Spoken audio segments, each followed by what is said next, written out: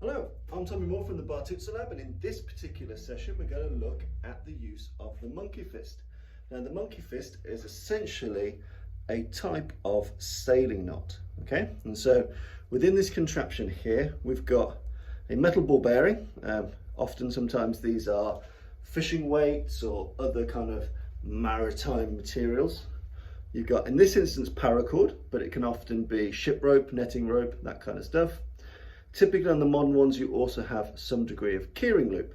So this is probably a mid-size, you can get smaller, you can get bigger, a mid-size monkey fist, okay? And these are quite commonly used as self-defense weapons, and they would have been known in the time of Bartitsu as a slung shot. So a slung shot, essentially, weight on a string. Weight on a string, typically in Docklands areas, maritime areas, Bristol, Portsmouth, bits of London, you get the idea.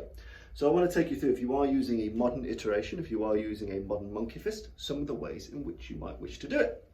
So one of the first things I talk about when I teach monkey fist is that this is a weapon of self-defense. It's not particularly a great offensive weapon once people know that this exists. Once people know this is in the fight, it's not a massively effective weapon. Its most effective use is as a surprise self-defense weapon.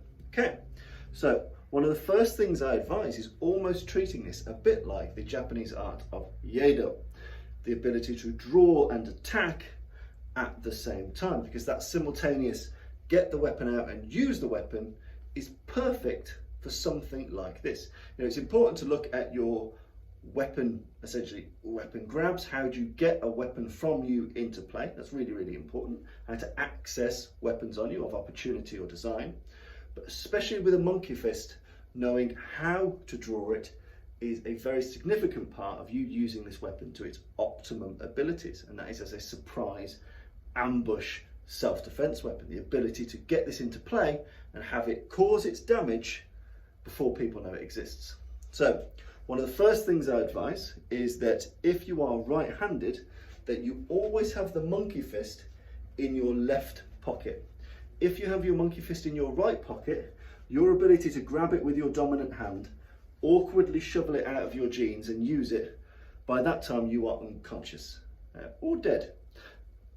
Always make sure to have your weapon, if you're carrying a weapon like this, in your left-hand side, so when you draw it, it has the maximum arc of power.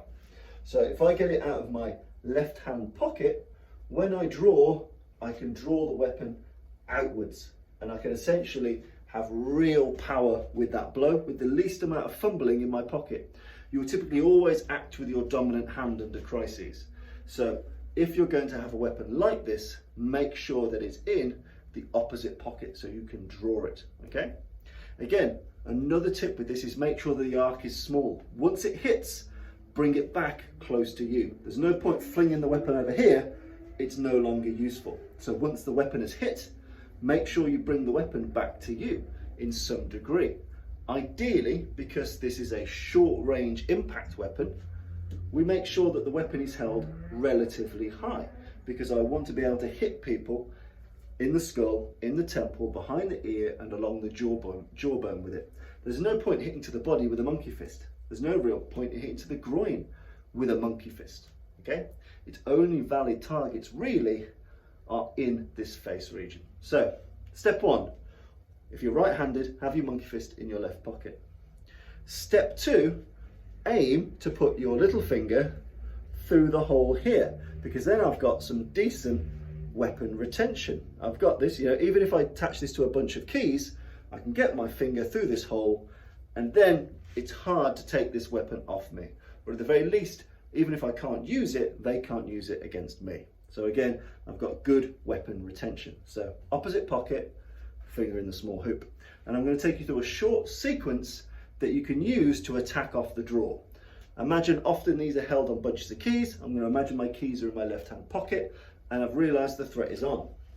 So first thing to do, don't obsess over the weapon. Just because you've got a weapon doesn't mean you're going to be able to use it. So don't rely on your access to the weapon, okay?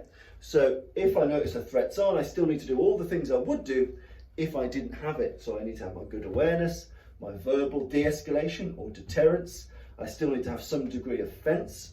So as I'm talking, as I'm preventing, as I'm escalating or threatening, depending on my pre-fight tools, I want my non-weapon hand in play. I want to be able to keep him at this distance. And why do I want to keep him here? Because this is the perfect range for my short range monkey fist.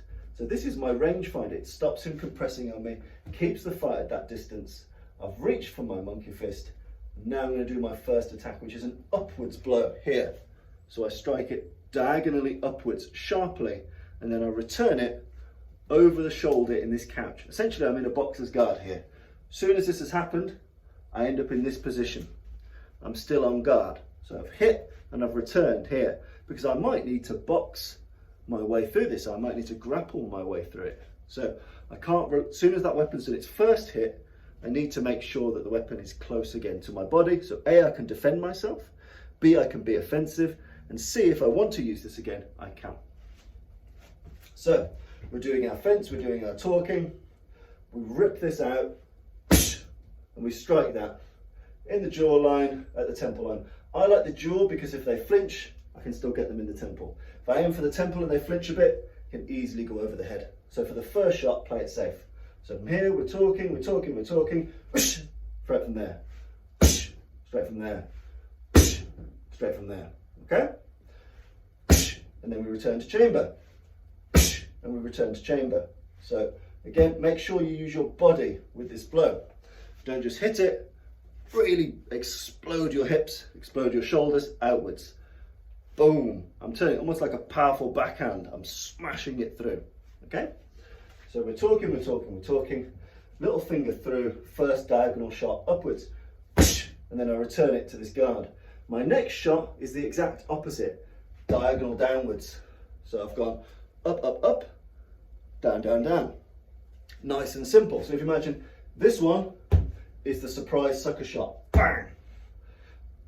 This next one, this is really needs to be a damaging shot. So this is where you take this either down the temple or down the jawbone, but you really put a lot into this second shot. Okay? So you've gone up, down, and make sure up, return, down. It's only for a fraction of a second, but in between this strike and that strike, if I get attacked, I want to make sure I've got a solid way to defend myself. Bang, bang, using my body, not just relying on the weapon. Body, body, body, body. Okay, once I've done those two strikes, strike up, strike down, I'm going to mash in this tiger claw here. So I'm going to hit him with the palm, I'm going to get the fingers in the eyes because I want to maintain range. If he's being hit, he's going to want to get away or he's going to want to get in. If he goes away, that's fine, we can work with that. If he comes in, we need a dissuader because there's no point me trying to use a monkey fist this close. I need to be at this conversation range. So I've gone hit, hit, tiger claw. So I've driven that palm into the jaw, the fingers into the squidgy bits of the eyes. And then finally, we're going for one more strike and then step back and exit scene. So here, my left leg and my left arm are forward. I step back, I belt him once more with this. That should put him out of the fight. If it doesn't put him out of the fight, again, you need a plan B, you need to reorientate yourself, how to use your weapon, how to continue. But in this short sequence, this Aido-esque sequence, we're going from a stealth draw, diagonal up, diagonal down, tiger claw off to make final bit of range, final diagonal down as you step out the game. Okay? So entire sequence, you know it's in your left-hand side of your pocket because that's the useful place for the weapon. We're making sure we're using our awareness, our tactics, we're using our talking hands. If we need to use the weapon, we'll probably ask a trigger question, something to disrupt him mentally. And then we're going to explode up. We're going to make sure that we're still in some degree of chamber and explode down. We're then going to immediately drive that tiger claw into his face. And then finally, we're going to step back and hit. Okay, so let's do that at speed. Talking, talking, talking. And again, you can work on that drill. You can make it faster. You can add more techniques. You can add kicks. elbows, grapples, whatever you want to do. But as a short Iedo-esque sequence, you're taking it from a neutral point of view. The weapon is in the pocket, it's concealed.